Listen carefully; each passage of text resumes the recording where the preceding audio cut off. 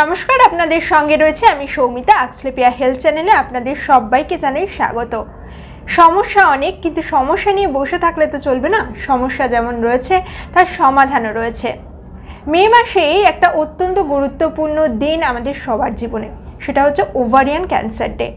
আমরা অনেকেই একটা কথা ভেবে থাকি, ক্যান্সারের কি আদৌ কোনো অ্যান্সার আছে? সেই বিষয়টা নিয়ে আজকে আমরা আলোচনা করতে চলে এসেছি মেডিকেল সুপার স্পেশালিটি হাসপাতালে।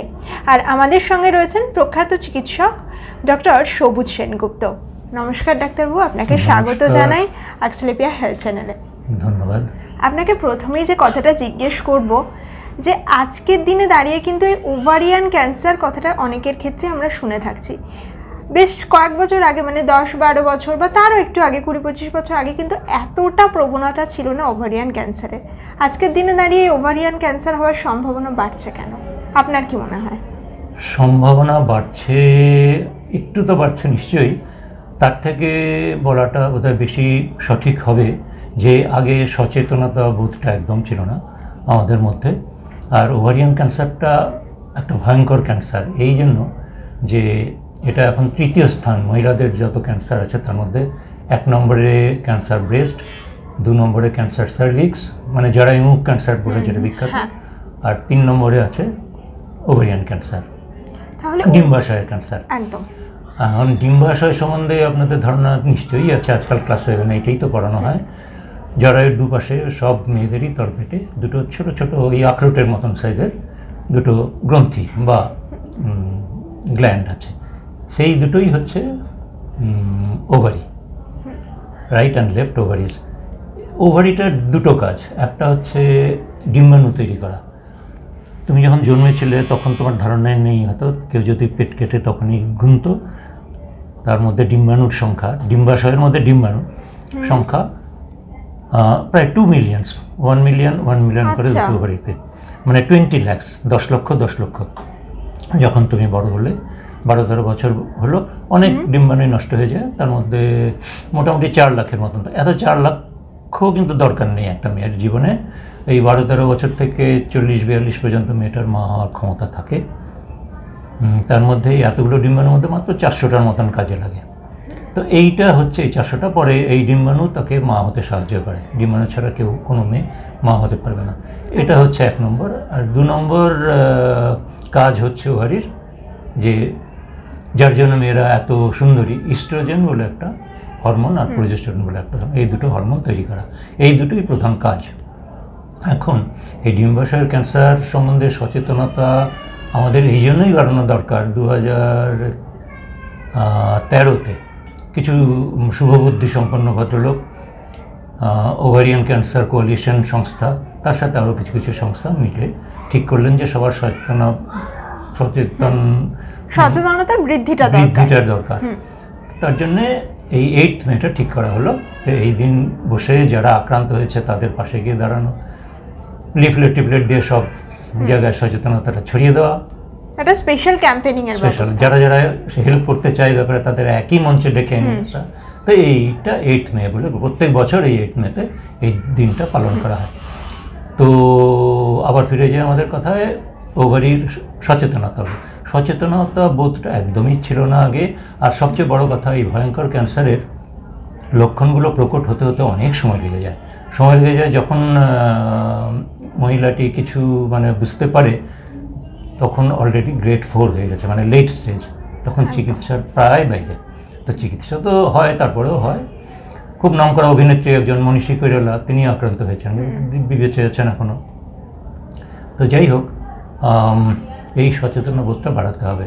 আর এটার লক্ষণগুলো এমন যে অনেকে সেটা অবহেলা করে। তলপেটে একটা ফুলে আছে, তলপেটে ব্যথা ব্যথা ভাব, তো এগুলোর জন্য অনেকে মুরগির মতন, বিশেষ করে বাঙালিরা ওই জিনট্যাক, র্যানট্যাক, প্যানফর্টি এগুলো খেয়ে নেয়, তারপরেও কিছু হয় না।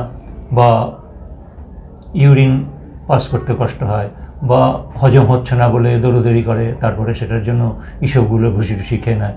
তাই এগুলো সবই আরও নির্ণয় করতে রোগটা দেরি করিয়ে দেয়।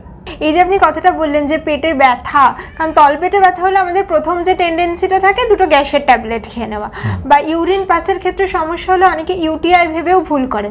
তাহলে ওভারিয়ান ক্যান্সারের ফার্স্ট স্টেজ কি কি হতে পারে, বা লক্ষণ কি, যেটা দেখলে একজন তরুণী বা একজন যুবতী সতর্ক হবে? ফার্স্ট স্টেজে এগুলো ছাড়া আর কোনো লক্ষণ নেই। আচ্ছা। এখন যার বয়স 50 পেরিয়ে গেছে, যার পরিবারে 2 কি 3টে এরকম কেস আছে, যার জিন মিউটেশন বলে একটা ব্যাপার আছে, মিউটেশন জিনের BRCA1 BRCA2 এগুলো যার আছে, যার স্থূলতা আছে, যার ডায়াবেটিস আছে, যার হাইপারটেনশন, এরা সবই ঝুঁকিপূর্ণ। একদম। এদের 50 পেরিয়ে গেলেই উচিত ডাক্তারবাবুর কাছে যাওয়া, সুচিকিৎসক, গাইনোকোলজিস্ট বা অঙ্কোলজিস্ট। তারপরে তোমার প্রশ্ন কি হওয়া উচিত, তিনি কি করে নির্ণয় করবেন তাহলে? হ্যাঁ, মানে ডাক্তারবাবু কি করে? ডাক্তারবাবু এইসব কমপ্লেন শুনে, তলপেটে ব্যথা ব্যথা শুনে, তিনি তো আর ভগবান নন, তার মাথার পেছনে ওই রামকৃষ্ণদেবের মতন জ্যোতি টতি কিছু নেই। তাকে নির্ভর করতে হবে কিছু টেস্টের ওপর। আলট্রাসোনোগ্রাফি করলেই বোঝা যাবে ওভারির যেটা সাইজটা আমি তখন বলিনি, 2 আখরোটের মতন, 3.5 centimetre into 2.5 centimetre into 1.5 centimetre, hardly এরকম। এই সাইজটা আলট্রাসাউন্ড বলে দেবে এটা অনেক বড় হয়ে গেছে। ওপরের সারফেসটা রাফ কর্কশ দেখা যাচ্ছে, সেরকম মোলায়েম নেই, কিছু জল জমেছে তলপেটে, এগুলিতেই সুচিকিৎসকের মাথায় তখনই সন্দেহ হবে। আলট্রাসোনোগ্রাফি 1 নম্বর। 2 নম্বর সিটি স্ক্যান আরেকটু বিশদভাবে বলবে। PET পজিটিভ এমিশন টোমোগ্রাফি, সেটা আরও বিশদে বলবে, অত বিশদে দরকারই নেই। আলট্রাসোনোগ্রাফি ভালো আলট্রাসোনোলজিস্টের চোখে অনেক কিছুই ধরা পড়বে। আরেকটা বায়োলজিক্যাল মার্কার আছে খুব ইম্পর্ট্যান্ট, ব্লাড টেস্ট CA-125, সেটা করলেই সেটার লেভেলটা নর্মালি 30-35 থাকে, অনেক বেশি দেখাবে। তাহলে তো প্রায় সন্দেহটা মানে যে অমূলক নয় সেটার কাছাকাছি এসে গেল। কাজে এটা হচ্ছে সন্দেহ। তারপরে হচ্ছে প্রমাণ করা সত্যি সত্যি ওভারিয়ান ক্যান্সার হয়েছে কিনা। প্রমাণ করতে গেলে ল্যাপারোস্কোপি করে বায়োপসি ইজ মাস্ট। বায়োপসি না করলে তো বোঝাই যাবে না এটা ওভারিয়ান ক্যান্সার হয়েছে কিনা, বা কী স্টেজে আছে, কী এতে আছে। যদি ওভারির মধ্যেই সীমাবদ্ধ থাকে তাহলে সে স্টেজ 1, ওভারির বাইরে যদি আশেপাশের স্টেজ 2, স্টেজ 3 হলে আশেপাশে অনেকগুলো অর্গান, আর স্টেজ 4 হলে সারা শরীরে ছড়িয়ে পড়া। বেশিরভাগ মেয়েই সারা শরীরে ছড়িয়ে পড়ার পর তলপেটে জল জমে গেছে বা শ্বাস নিতে পারছে না, মানে তখন আর কিছু করার থাকেই না প্রায়, সেই সময় গিয়ে ডাক্তারের কাছে যায়। আমাদের দেশে তো তাই হয়ে আসছে, সেই জন্য এটা বেড়েই যাচ্ছে, নির্ণয় হচ্ছে না, বেড়ে যাচ্ছে। আমাদের দেশে বিশেষ করে কেরল, মেঘালয়, আসাম, এখানে এই রাজ্যগুলোতে এটার ইনসিডেন্স খুব বেশি, হার খুব বেশি। কেন সেটা বলা যাবে মানে বলতে পারবো না, কিন্তু এগুলিতে খুব হয়তো ওরা সচেতন, বেশি তাড়াতাড়ি ধরা পড়ছে, রেকর্ডেড হচ্ছে। সচেতনতাটাই একমাত্র পথ। হ্যাঁ, একটু কিছু এদিক ওদিক, যেদিক বললাম 50 পেরিয়ে গেলে তলপেটে ব্যথা টাথা ওই মুড়িমুড়কির মতন জিনটেক ডানটেক লাগে, ডাক্তারবাবুর কাছে গেলে ইমিডিয়েটলি আলট্রাসোনোগ্রাফি এমন একটা জিনিস, এটা মেয়েদের কাছে একটা, মেয়েদের কেন পুরুষদেরও আশীর্বাদ। যিনি আবিষ্কার করেছিলেন আয়ান ডোনাল্ড বলে একজন, আমরা তখন স্টুডেন্ট ছিলাম, তখন সবাই হাসাহাসি করতো ডোনাল্ড সাহেবের আলট্রাসোনোগ্রাফি এরকম বলে, কেউ বিশ্বাসই করতো না এটা এরকম যুগান্তকারী আবিষ্কার। এখন যদি সারা পৃথিবীর প্রত্যেকটা রাজ্যে, প্রত্যেকটা স্টেটে, প্রত্যেকটা জায়গায় আয়ান ডোনাল্ডের সোনার মূর্তি বানিয়ে পুজো করা হয়, তাহলে অনেক কম করা হবে। কারণ লক্ষ লক্ষ নারী পুরুষ এটাতে বেঁচে যাচ্ছে, ইমিডিয়েট ডায়াগনোসিস হচ্ছে। সুতরাং আলট্রাসোনোগ্রাফি এত ইম্পর্টেন্ট। আমরা যখন পাস করেছি এসব কিছু, সত্যি কথা বলতে গেলে আমরা যখন পাস করেছি তখন বায়োস্কোপ, হরোস্কোপ ছাড়া কোনো স্কোপই ছিল না, এক ল্যাপারোস্কোপ টোপ এসব কিছু ছিল না। তো আজকাল তো অনেক সুবিধে, ডাক্তারবাবুদের অনেক সুবিধে, এইগুলো তো যুগান্তকারী আবিষ্কার, নির্ণয় সহজ হয়েছে, চিকিৎসাও তাড়াতাড়ি শুরু হয়ে যাচ্ছে। অঙ্কোলজিস্টরা আছেন নামি নামি রেপুটেড হসপিটালে। আচ্ছা ডাক্তারবাবু, একটা কথা বলুন তো, এই যে মানে রোগ নির্ণয় তো হয়ে গেল কোনো একজন ব্যক্তির, চিকিৎসাও শুরু হলো, সুস্থ হয়ে ওঠার সম্ভাবনা কতখানি? নিশ্চয়ই সম্ভব, নিশ্চয়ই। আজকাল চিকিৎসা এত দিন দিন উন্নত হচ্ছে। ওভারিয়ান ক্যান্সারের ভ্যাকসিন এখনও আবিষ্কার হয়নি। ওভাভ্যাক্স বলে অক্সফোর্ড ইউনিভার্সিটিতে ডক্টর আহমেদ বলে একজন করে যাচ্ছেন, রিসার্চ চলছে, রিসার্চ যাবে, এটা কোনো ভ্যাকসিন এখনো হয়নি, হলে খুব ভালো হবে। এখন যেটা হচ্ছে এরকম করে বললে একটু সুবিধা হবে, প্রতি 10 জন গ্রেড 4 ওভারিয়ান ক্যান্সার যদি সঠিকভাবে চিকিৎসা করা হয় অন্তত 4 জন বছর 12 পর্যন্ত বেঁচে থাকবেন। এটা একটা ট্রিমেন্ডাস অ্যাচিভমেন্ট। গ্রেড 4 এর থেকেও 4 জনের মতন অ্যাচিভমেন্ট, মানে এক কথায় মৃত্যুমুখ থেকে ফিরে আসার মতন। সুতরাং এখানেই চিকিৎসার উন্নতি আর সচেতনতা বৃদ্ধি, লিফলেট করে সব জায়গায় সবার যাতে তাড়াতাড়ি চিকিৎসকের কাছে সবাই যায়। CA-125 কথা তো বললাম, ওইটা একটা বায়োলজিক্যাল মার্কার, ওটা খুব বেশি থাকলে এগুলো সবই সন্দেহ সাপেক্ষ ব্যাপার, আর বাকি তো ওগুলো আছেই ইনভেস্টিগেশন যেগুলো। একটা কথা আমরা সবসময় বলি, prevention is better than cure. সচেতনতায় কিন্তু যে কোনো বড় রোগের হাত থেকে সবাইকে রক্ষা করতে পারে।